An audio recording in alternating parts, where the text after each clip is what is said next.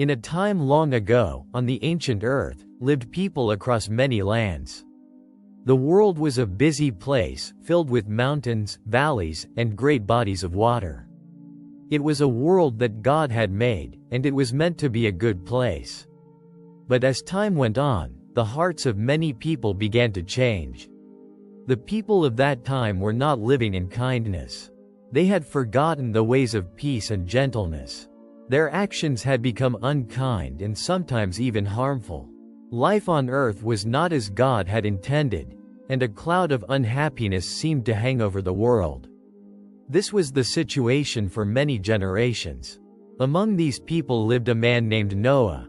Noah was different. He was a good and kind man who walked with God in his daily life.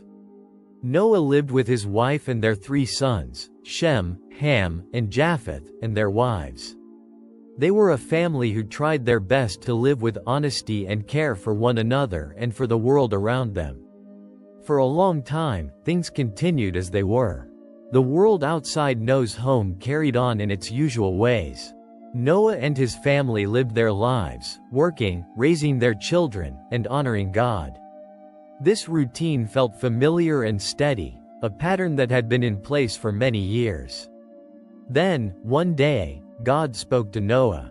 God saw the way the world had turned and decided something needed to be done. God told Noah a great flood was coming to cleanse the earth.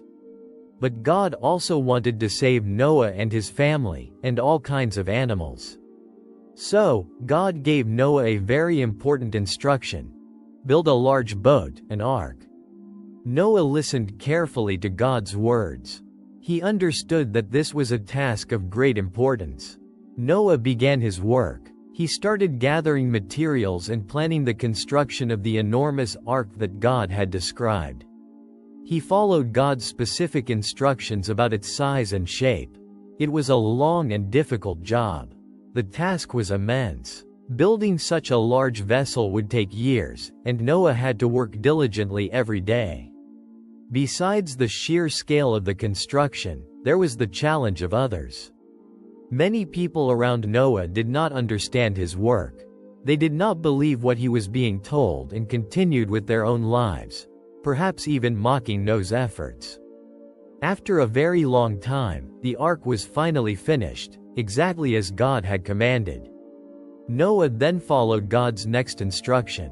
He gathered his family, and together they began bringing pairs of every kind of animal into the ark.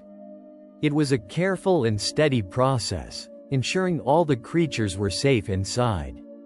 As Noah and his family, along with all the animals, were safely inside the ark, the rain began to fall. It rained, and the waters rose higher and higher. The flood covered the entire earth, just as God had said. All living things outside the ark perished. God was the one who closed the door of the ark, keeping Noah and all those inside safe. For many, many days and nights, the ark floated on the vast waters. Inside, Noah and his family cared for the animals, and they waited. Eventually, the rain stopped, and the waters began to go down. The ark eventually came to rest on a mountaintop. Noah sent out birds to see if the land was dry, and when a dove returned with an olive leaf, they knew life was returning to the earth. After a long time, the ground dried, and God told Noah it was time to leave the ark. Noah, his family, and all the animals stepped out onto the newly cleansed earth. God made a promise to Noah and all living creatures, setting a rainbow in the sky as a sign of this covenant, a promise that such a flood would never happen again. The earth began to flourish once more. This story teaches us that when we listen to God and obey, even when the task is difficult and others may not understand, God keeps His promises. God cherishes life and provides a way through the hardest times, showing us the importance of faithfulness and perseverance, and the hope of a new beginning.